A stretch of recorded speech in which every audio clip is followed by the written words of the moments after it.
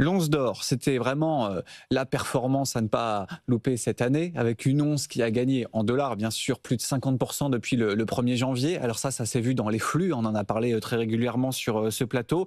Et puis là, au mois d'octobre, il y a une petite détente sur l'once qui, bon, il ne faut pas l'oublier, comme je le disais, a connu un très beau parcours. Est-ce qu'au niveau des flux, ça s'est un petit peu détendu sur l'once d'or? On a quand même vu l'once qui est passée de 4400 à 4000 dollars en l'espace de quelques jours. Oui, non, mais l'once d'or a perdu 10% en quelques jours et les flux ont reflété ça. En fait, on a 4 milliards de sorties sur l'or au mois d'octobre qui se sont matérialisées depuis à peu près le 20 octobre. En fait. Donc, le marché a tenu et a accompagné cette baisse avec des ventes.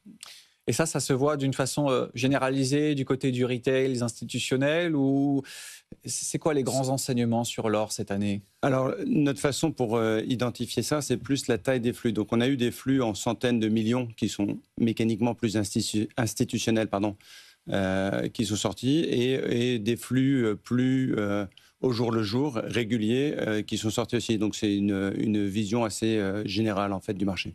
Voilà donc pour les flux qu'il fallait connaître sur ces derniers jours.